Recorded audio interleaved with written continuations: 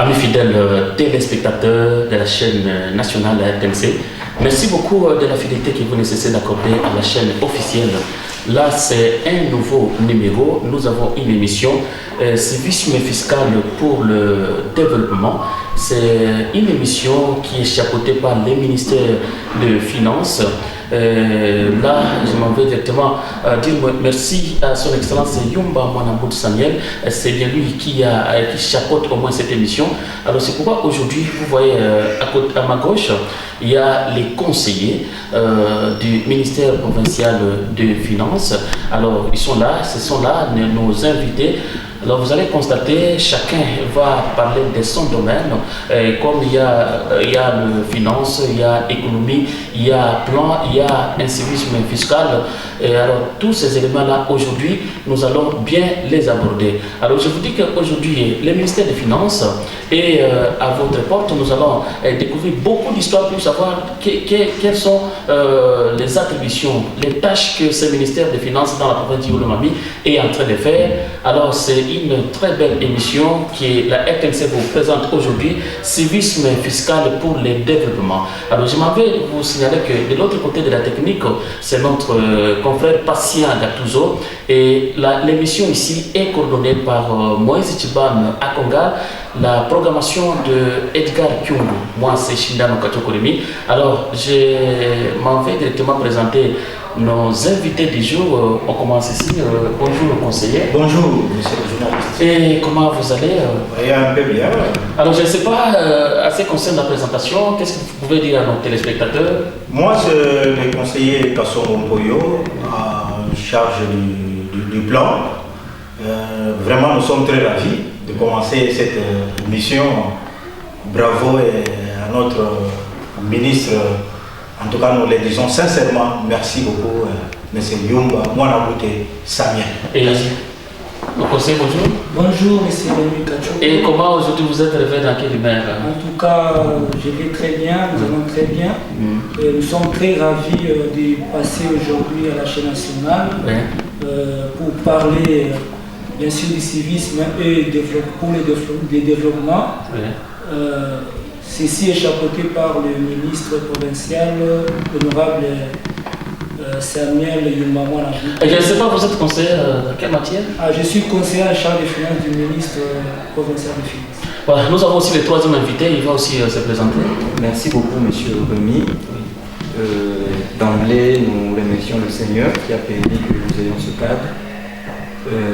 Nous remercions aussi son Excellence, monsieur le ministre provincial des Finances, économie, plan, lutte contre la fraude et l'incivisme fiscal, l'honorable Yumba Mwanambout Samuel, qui est l'initiateur même de cette tranche. Moi, c'est monsieur Didier Mwenzewa-Kitwa, je suis le conseiller en charge de l'économie et de la lutte contre la fraude et l'incivisme fiscal. Voilà, là vous avez vite compris que c'est tous les conseillers du ministère provincial des Finances qui sont invités aujourd'hui à cette émission. Vraiment, nous allons entamer tous ces domaines. Alors, je m'en vais directement par le premier intervenant. Lui, c'est le conseiller Kassongo Mukaya Charlie. Alors, lui est conseiller en matière de finances. Alors, il va nous expliquer quelque chose par rapport aux finances dans ce ministère des Finances en soi. Alors, je vais poser certaines questions par rapport à ça. Bonjour, une fois de plus, monsieur le conseiller. Bonjour. Oui, je pense que c'est vous le conseiller en matière de finances. C'est le financier. Ah, il est là. Donc, vous, c'est l'économie. Ah, vous, c'est l'économie. Voilà. Moi, je voudrais qu'on commence alors par celui de l'économie, parce que comme il est tout droit là, Merci une fois de plus, monsieur Rémi.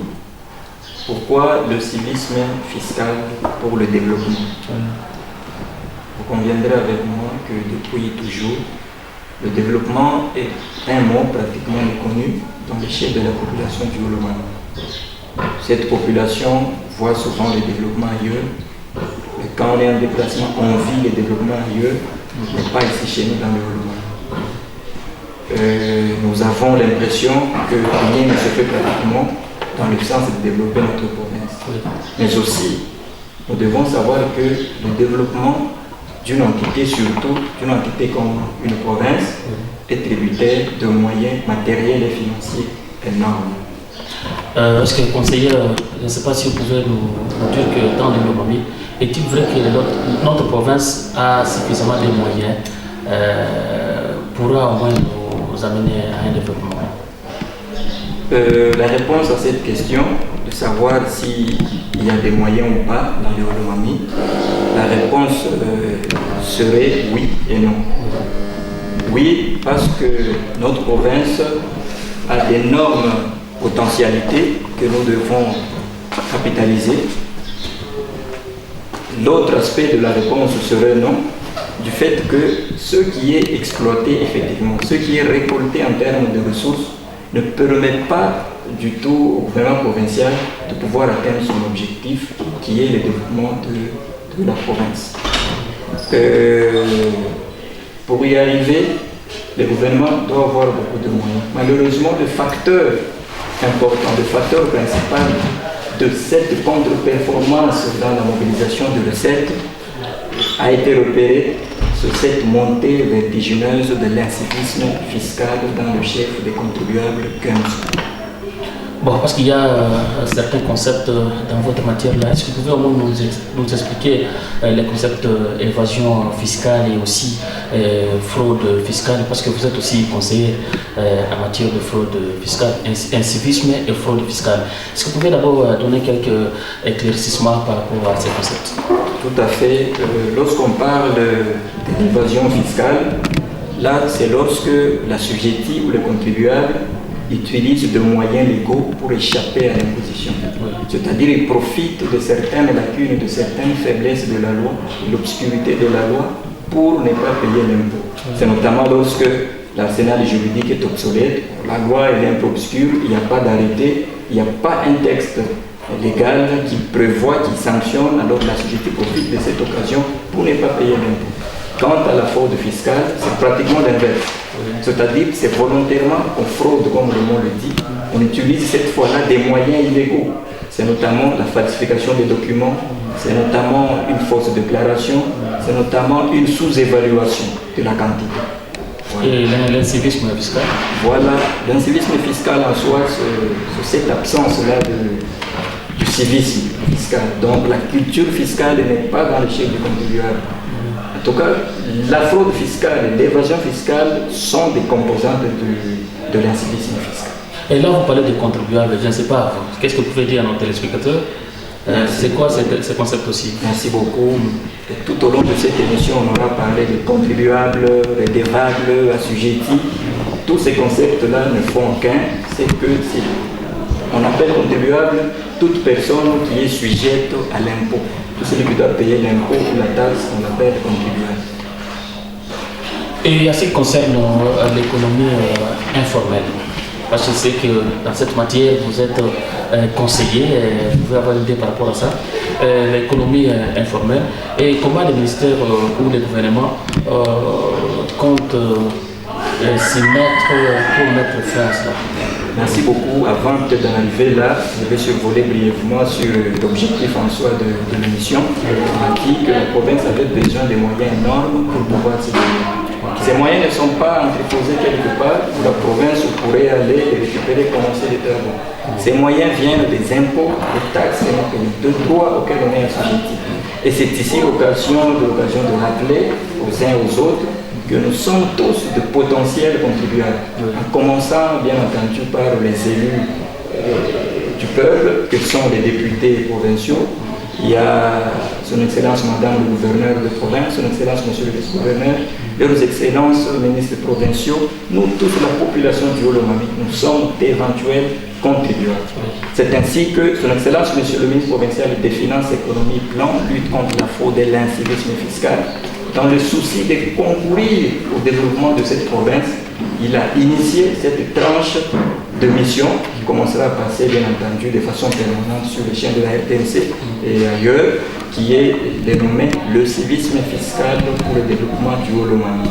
Et avant de chuter avec l'objectif, vous verrez beaucoup d'agents intervenant dans le secteur des recettes. Ils vont commencer à défiler dans cette émission. Nous aurons les agents de la DRHR, d'ailleurs c'est leur émission. Vous aurez la présence de la coordination provinciale du péage, vous aurez tous les services d'assiette qui sont mobilisateurs de recettes. Vous verrez également même les régies nationales, notamment la DGRA, la DGI. On a besoin du concours de tous ces gens-là. Ils vont commencer à passer pour que la population soit suffisamment informée afin d'atteindre ce pari qui est le développement de notre pays. Voilà grosso modo en quoi consistera cette tranche d'émission. Voilà, là je pense bien que c'est l'objectif de cette émission. Lui c'est le conseiller Didier qui vient de s'étaler par rapport à ça. Alors je ne sais pas si vous pouvez revenir à ma question. Oui. Merci beaucoup. Parlons de l'économie.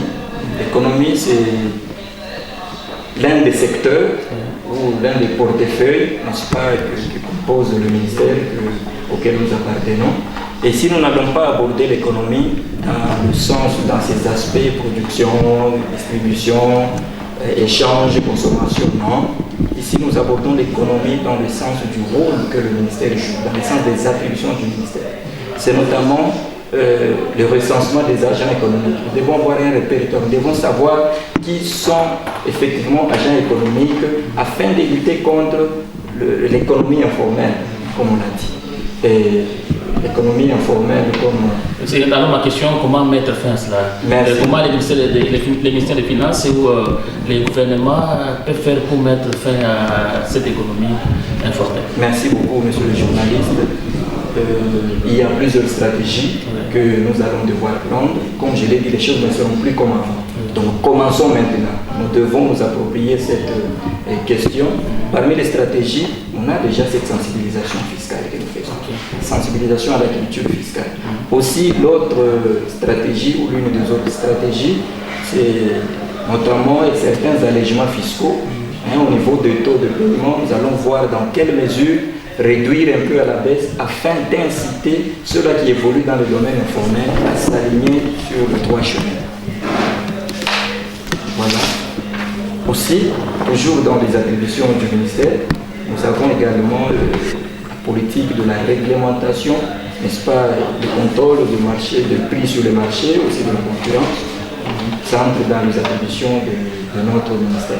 Et là, vous venez d'évoquer le problème des prix. Je ne sais pas, à ce qui concerne la réglementation, la fixation des prix, et cela revient aux commerçants eux-mêmes ou comment ça se passe justement? Qui peut fixer les prix sur le marché?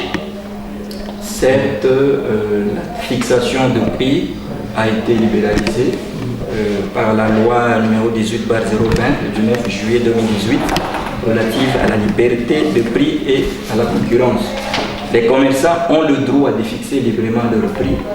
Néanmoins, ils ne peuvent pas fixer le prix comme ils l'entendent. Ils ont aussi l'obligation de communiquer leur structure de prix auprès du service de l'économie nationale en vue, n'est-ce pas, d'un contrôle, parce que la loi a déjà prévu certaines marges bénéficiaires. Si je ne m'abuse sur 20% sur les prix d'achat, les autres frais compris, vous devez avoir comme bénéfice maximum ces 20%. Si vous allez au-delà, il y a des sanctions qui sont prévues dans cette loi. Il faudra la fouiner en profondeur pour pouvoir établir les responsables. Voilà, vous êtes conseiller en matière de l'économie au ministère des Finances. Alors je ne sais pas, à votre niveau, comment vous analysez cette variation des prix sur les marchés, parce qu'à Kamina, les produits coûtent très cher. Alors on ne sait pas qu'est-ce qui est à la base de cela et comment le ministère des Finances doit s'y atteler pour au moins contourner cette situation. Tout à fait, cette question préoccupe au plus haut point les autorités provinciales. Vous avez vu même les bouchers, certains opérateurs défiler au niveau de notre cabinet, juste dans le souci de pouvoir trouver des solutions à l'amiable. On l'a dit, nous avons évolué dans un certain comportement. Maintenant, les choses vont changer. Et le ministère, parmi ses objectifs aussi, nous allons créer une sorte de cadre de concertation avec les corporations patronales, la FEC, la Copeneco, la société civile, afin, n'est-ce pas, que ce cadre-là sera permanent. Il va nous permettre d'évaluer quels sont les besoins réels de l'économie, comment, n'est-ce pas, accompagner tous ces opérateurs-là à ne pas spéculer, parce que ce sont des spéculations. Quelqu'un qui achète un produit à 25 000 à Lubumbashi, mais ici à Kamina, vous allez le trouver à 75 000, voire 100 000. Et il va vous dire la route moyenne de communication. Certes, nos routes sont dans cet état, dans l'état où elles sont, mais ce n'est pas une occasion pour cet opérateur-là de s'aventurer, à évoluer dans, n'est-ce pas, dans dans cette lancée-là. Nous allons les inviter. Ce sont nos partenaires. Ils vont accompagner cette question afin que le gouvernement provincial ait suffisamment le moyen de sa politique. Vous êtes conseiller, est-ce que selon vous, il peut y avoir une solution rapide parce que le prix ne fait que galoper sur le marché? Oui, du moment où nous sommes en train de parler, il y a déjà de pourparlers, il y a des contacts dans ce sens-là. J'ose croire qu'avec le nouveau gouvernement qui venait d'être investi et qui a déjà commencé à travailler, j'ose croire que ça sera parmi les priorités de ce gouvernement afin d'aider cette population et espérer à un développement durable. Voilà, je pense bien, lui, c'est les conseillers en matière de l'économie. Peut-être on peut encore revenir à vous s'il y a nécessité. Mais sinon, nous tournons vers notre conseiller, monsieur Charlie, qui lui aussi va dire quelque chose. Je vous signale que Charlie, lui, c'est conseiller en matière de finances. Alors, il va dire quelque chose par rapport à ça. Voilà, c'est comme je le disais là, lui, c'est conseiller Charlie, lui, il se charge de la matière financière. Alors il va dire quelque chose par rapport à ça. Bonjour une fois de plus, conseiller. Bonjour, monsieur le journaliste. Avec vous, c'est les finances. Alors je ne sais pas, d'entrée de jeu, est-ce que vous pouvez répondre quelque chose par rapport à ces concepts de finances? C'est quoi, qu'est-ce que nous on peut avoir comme idée par rapport à ces termes-là? Ok, merci beaucoup, monsieur le journaliste, une fois de plus. Oui. Lorsqu'on parle de finances, d'une manière synthétique, nous comprenons par là les opérations liées aux recettes et aux dépenses inscrites, n'est-ce pas, dans un cadre financier qu'on appelle le budget. C'est ça d'une manière synthétique et brève. Et est-ce que là on peut aussi savoir quelles sont les tâches appropriées dans ce secteur des finances? Oui, le ministre des Finances a plusieurs attributions dans le secteur des finances, entre autres la mobilisation des recettes propres à la province, les recettes à caractère national, les recettes extérieures et l'encadrement des dépenses. Il y a aussi le ministre des Finances tient la comptabilité publique provinciale. Le ministre des Finances, il a aussi comme tâche le règlement définitif du budget en collaboration avec son collègue qui a des budgets dans ses attributions. D'une manière aussi un peu synthétique, voilà les missions ou les attributions du ministre des Finances. Est-ce que vous pouvez au moins nous dire quelque chose par rapport à la maximisation des recettes et comment d'abord ce ministère des Finances est en train de récolter toutes ces recettes-là selon vous, parce que vous êtes conseiller dans ce domaine-là. Qu'est-ce que vous faites au ministère pour maximiser les recettes ou pour collecter toutes ces recettes-là dans la province? Ok, merci beaucoup, monsieur Rémi. La maximisation des recettes, c'est un moyen qui permet à la province de renflouer sa caisse à travers ses régies. Et il y a tout un circuit, un processus qu'il faut suivre qu'on appelle la chaîne de recettes pour en arriver à la perception ou bien à l'encaissement d'une recette. Ce processus ou la chaîne de recettes a 4 étapes. Il y a la constatation, il y a la liquidation, l'ordonnancement et les recouvrements. Voilà, et comment vous canalisez ces recettes? Est-ce que vous pouvez dire quelque chose d'un secret? Je ne sais pas. Oui, pour canaliser les recettes, comme je l'ai dit tantôt, pour qu'une recette soit encaissée, il faudrait que ça respecte la chaîne des recettes. Il y a la constatation et la liquidation qui sont tenues par les services d'assiette. Et il y a aussi l'ordonnancement et les recouvrements qui sont tenus par les régies financières. Maintenant, je veux préciser ici que le ministre provincial des Finances, il est l'ordonnateur principal des recettes en province, mais néanmoins, il a délégué ses pouvoirs-là aux régies financières afin qu'ils puissent, n'est-ce pas, accomplir ces tâches-là. C'est pourquoi on parle des OD, à la DRHL, ordinateur délégué, ainsi que des comptables publics qui se chargent du recouvrement. Et comment on fait la perception de recettes? Ça, si vous pouvez nous le dire. Oui, là je donne carrément un exemple. Oui. Par exemple, quelqu'un qui veut construire sa maison. Il veut construire sa maison, il doit aller au service de l'urbanisme pour payer ce qu'on appelle les permis de construire ou de bâtir. Alors, le service de l'urbanisme va constater qu'il y a un monsieur qui veut construire la maison et qui doit payer le permis de construire. Il liquide.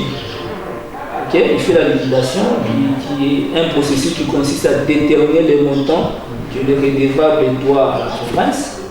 Et à ce moment-là, il transmet, il émet la note de débit, il transmet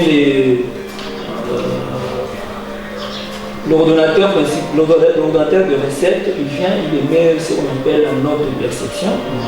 Il fait l'ordonnancement. L'ordonnancement, c'est l'opération qui consiste à émettre un titre de perception en vue de prendre en charge une recette. Et enfin, il y a le comptable ou la banque ou bien le receveur qui recouvre la recette. C'est-à-dire le recouvrement, c'est l'opération pour laquelle un comptable ou un receveur prend en charge une recette jusqu'à son encaissement. Et là, bon, je ne sais pas si vous pouvez aussi nous dire comment on arrive à encaisser au moins cette recette-là. Oui, comme je viens de dire tantôt, la CGT va payer. Après qu'il ait remis la note de perception, il va à la banque, il verse son argent, on lui remet les bordereaux. En quelque sorte, les bordereaux pour la CGT, c'est un acquis libératoire. La banque lui remet les bordereaux, ou s'il dépose ça auprès du comptable, le comptable lui remet l'acquis libératoire. Voilà. Bon, je ne sais pas, il y a une question là. Pourquoi Kamina, la CGT, reste au moins différent, il résiste pour ce paiement? Est-ce que vous pouvez avoir une idée par rapport à ça? Pourquoi les gens, la population du Lomami ne se donne pas beaucoup plus à honorer leur droit? Ok, merci beaucoup. Comme mon collègue de l'économie vient de dire tantôt, il y a cette montée vertigineuse de l'incivisme fiscal qui est due d'une part par la désinformation ou manque d'information. Il y a quelqu'un, il est là, quelqu'un qui a sa parcelle. Il ne sait pas, il n'est pas informé qu'il doit aller au Mais cette information, à qui revient la responsabilité? La responsabilité devient à nous en tant que ministère des Finances. Et vous ne faites pas cette sensibilisation et l'information n'est pas véhiculée partout. Là, vous gardez un silence, on ne sait pas. Donc la faute revient à vous. Voilà la raison d'être de cette émission. Voilà. Je salue en passant le ministre des Finances, honorable Yumba Mwanabute Samuel, pour l'idée qu'il a pris de commencer à vulgariser l'incivisme fiscal, appeler à sensibiliser les gens à inculquer la culture fiscale, parce que ce n'est pas facile à une société d'aller payer de soi-même.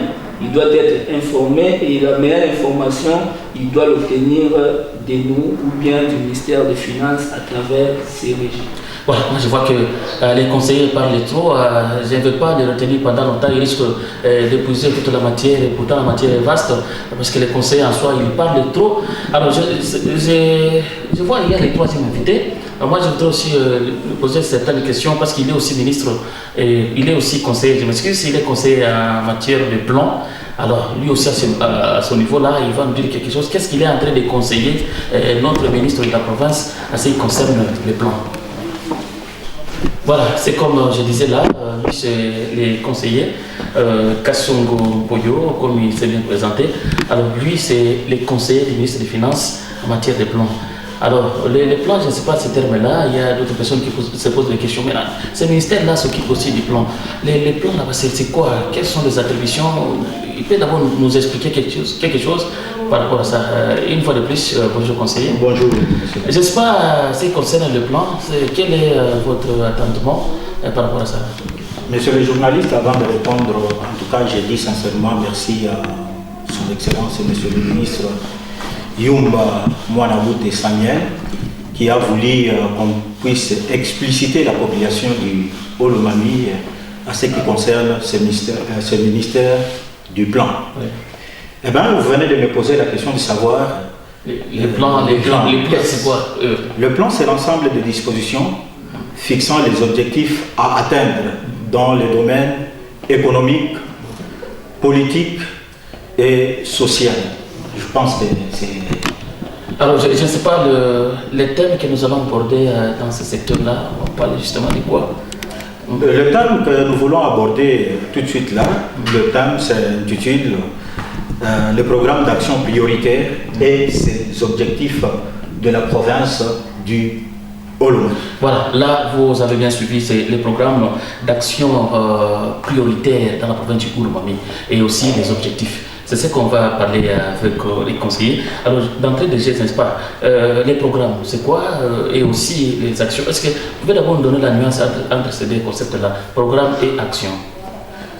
Le programme, c'est un projet ou une intention d'action.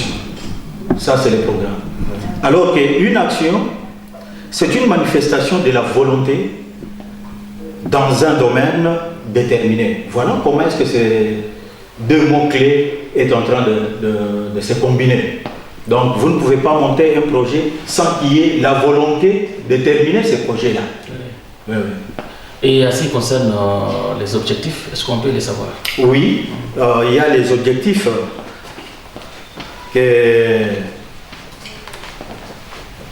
qui sont prioritaires. Oui. Le premier objectif, c'est mettre sur pied un plan de développement à court terme. Donc, notre gouvernement fera un effort à avoir des projets vraiment à court terme. La population est en train de pleurer à ce qui concerne les routes. Vous avez vu son Excellence, Madame le gouverneur, quand elle est venue, la toute première action était celle de descendre au quartier Katouba, voir les routes. Je pense que d'ici là, ceux du quartier Katouba seront très contents parce que c'est un objectif prioritaire. C'est un objectif prioritaire. Oui. Deuxième objectif, planification des projets sectoriels et l'orientation des interventions de partenaires locaux et extérieurs. Le deuxième objectif est celui de la planification des projets sectoriels et l'orientation des interventions de partenaires locaux et extérieurs. Donc, vous verrez que notre gouverneur ne sera pas seulement ici à Kamina. Oui. Elle sera aussi ailleurs pour aller chercher les gens qui viendront développer notre province. Alors, je voudrais aussi savoir comment les entités ou les entreprises étatiques et non étatiques peuvent aussi contribuer au développement de la province du Haut-Lomami. Donc, les entreprises étatiques, je vous donne un exemple. Ils sont installés ici. Ils doivent construire, par exemple, les écoles. Ils doivent construire, par exemple, les hôpitaux. Ils doivent construire, par exemple, avoir le champ. Pour que les agents qui travaillent dans cette entreprise puissent se réjouir de tout ce qui vient de cette entreprise. Oui. Et parce que les objectifs, je ne sais pas, vous avez parlé du premier, deuxième, et là, au début, vous avez parlé de quatre oui, objectifs. Oui. N'est-ce pas, il y a le troisième et le quatrième si vous pouvez aussi. Je m'en vais directement comme le troisième objectif. Je m'en vais avec le troisième objectif. Oui. Identifier les principaux indicateurs prioritaires pour suivi du projet accompli dans le Haut-Lomami dans la réalisation des objectifs de développement durable. Ça, c'est le troisième objectif. Le quatrième et le dernier pour aujourd'hui, oui. Apporter une contribution à la consolidation de la paix, la réconciliation nationale et le respect des droits fondamentaux de populations vulnérables du Haut-Lomami. Là, j'aimerais insister, monsieur le journaliste. Nous ne pouvons pas nous développer s'il n'y a pas la paix. Donc le développement dépend aussi directement de la paix. Imaginez-vous à Kabongo, autrefois il y a eu les problèmes de Maïmaï. C'était triste, les gens fouillaient leurs champs. Les gens ne pouvaient pas construire. Donc il faudrait nécessairement qu'il y ait la paix pour que nous puissions faire décoller notre chère province. Et là, je ne sais pas pourquoi vous avez beaucoup plus insisté au quatrième objectif, monsieur le conseiller. Le quatrième objectif, je vous ai dit, imaginez-vous, prenons l'exemple de l'Ukraine aujourd'hui. Oui. On n'a plus de maison. Tout le monde est en train de pleurer là-bas. Alors, comment est-ce que ce pays peut se développer? Avec la guerre, c'est pratiquement impossible. Autrefois, on ne pouvait pas aller à Malemba, tout ça. Pourquoi? Parce qu'il y a eu le problème de Maïma. Donc, en tout cas, j'insiste beaucoup sur ces quatrième objectifs. Il faudrait qu'il y ait la paix pour que le Holomami puisse se développer. Voilà, je pense, amables téléspectateurs de la chaîne nationale, la RTNC, là c'est votre émission Civisme fiscal pour le développement. Alors c'est cette émission qui est chapeautée par le ministère des Finances. Là on voit son excellence Yumba Mwanabou Samuel. Alors c'est bien lui qui chapeaute cette émission. Alors pour chercher à vulgariser les messages, pour chercher à pousser la population du Holomami de payer les impôts et taxes. C'est aussi important parce que notre province jusque-là, on n'a pas encore démarré. Nous pouvons démarrer si jamais nous avons cette confiance et cette conscience et aussi ce civisme, donc ce dévouement de payer à tout moment nos obligations. Alors c'est pourquoi j'aimerais une fois de plus retourner au conseil en matière de l'économie parce qu'il a beaucoup de matières qu'il peut quand même nous dire ici parce qu'on ne veut pas rester sans savoir quelque chose par rapport à ça. Alors moi je voudrais qu'on revienne encore sur la lutte contre la fraude. Alors je ne sais pas le ministère des Finances, comment il est en train de faire pour lutter contre la fraude. Est-ce que ce n'est pas ce ministère qui est l'auteur, même parce que la population dit que non, c'est le ministère des Finances qui en consomme et tout ce qu'on paye c'est pour le ministère des Finances. Alors comment encore ce ministère qui est à la base de ces détournements peut encore lutter contre la fraude? Selon vous, qu'est-ce que vous conseillez dans cette matière? Merci beaucoup, monsieur le journaliste, une fois de plus. Je suis revenu dans cette deuxième casquette de conseiller en charge de la lutte contre la fraude et l'incivisme fiscal. Oui. Il est vrai, je l'ai dit dans ma première intervention, l'incivisme fiscal n'est pas seulement observé dans le chef d'assujettis, commerçants, des opérateurs économiques, mais il englobe, n'est-ce pas, beaucoup de catégories d'intervenants, notamment les agents percepteurs eux-mêmes. Les agents percepteurs eux-mêmes, ils entrent aussi parfois dans cette catégorie d'incivique fiscal parce que vous apprendrez à gauche à droite qu'il y a eu coulage de recettes, notamment le détournement et consorts. Alors c'est ainsi que comme nous voulons redynamiser les services, nous voulons changer les choses, parce qu'il y a même une brigade provinciale de lutte contre la fraude dans cette matière, nous voulons changer, nous commençons. Nous oublions tout ce qui a été fait comme erreur. Maintenant, nous commençons d'abord par sensibiliser. Et cette sensibilisation concerne tout le monde. Voilà un peu comment nous allons évoluer. C'est que même les opérateurs de recettes, même les comptables eux-mêmes, tous ces gens-là qui interviennent dans les recettes, ils sont concernés par cette lutte ici parce que la lutte contre la fraude, nous voyons la fraude elle-même, nous voyons, comme nous l'avons évoqué, l'évasion fiscale, ça gangrène. Ça fait que l'État ne recouvre pas le maximum. Oui, l'assujetti, il peut peut-être avoir payé la totalité, mais quand ça va entrer à la banque, à la caisse, dans le trésor provincial, c'est un problème. Ce qui veut dire que cette lutte concerne nous tous, donc nous sommes en train de lutter contre cet incivisme-là dans le chef des assujettis. Et concrètement, et comment vous faites cette lutte-là? Merci beaucoup, c'est vrai, la lutte elle est complexe. Vous savez, c'est pas facile de pouvoir lutter et éradiquer d'un seul trait ces antivaleurs-là. Comme nous avons cette brigade... C'est pas pour dire que vous êtes aussi dans ce circuit de la fraude ou du civisme fiscal. Personnellement... C'est pourquoi vous ne parvenez pas à atteindre les objectifs. Au fait, d'aucuns diraient ça, parce que c'est nous qui sommes en charge de ce service-là. Oui. Mais il suffira, n'est-ce pas, de pouvoir vous informer auprès de ceux-là qui sont commis à ce service. La preuve est que si nous sommes dans ces choses-là, nous venons nous accuser nous-mêmes aujourd'hui. Nous venons, n'est-ce pas, de nous mettre la corde au cou. Nous voulons maintenant commencer et voir comment nous allons lutter contre cette chose. La brigade sera redynamisée. C'est-à-dire, lorsque, après un moment, il y aura des séances de contrôle. Nous allons voir, nous allons évaluer. Nous sommes à quel niveau, nous venons, nous sommes où. Et tout celui qui sera trouvé comme coupable, n'est que d'intention seulement, parce qu'en matière financière, l'intention coupable aussi est punissable. Et tout celui qui sera trouvé, n'est-ce pas, dans ces antivaleurs là-bas, en tout cas, il va subir la rigueur de la loi. Voilà, je pense que vous avez senti, c'est une détermination totale dans les chefs du ministère des Finances.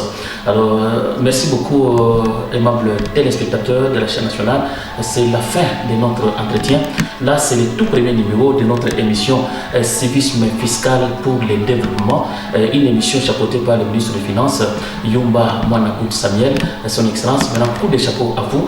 Je pense que cette émission va continuer chaque vendredi à la RTNC les soirs, vous allez suivre cette émission, et aussi à la radio, c'est chaque mardi, vous allez nous suivre en direct. Et là aussi, on va vous passer un numéro de téléphone que vous tous aussi, vous allez participer à cette émission.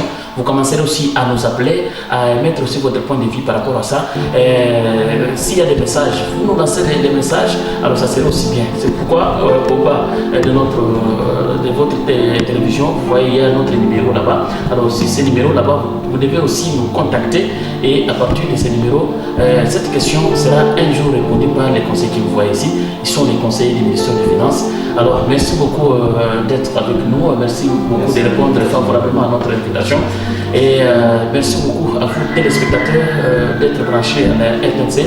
Merci à la coordination de Moïse Tibam à Congal, merci à la programmation de M. Edgar Kyungu, la technique, la réalisation des patients Gatouzo. D'ici là, portez-vous bien, au revoir.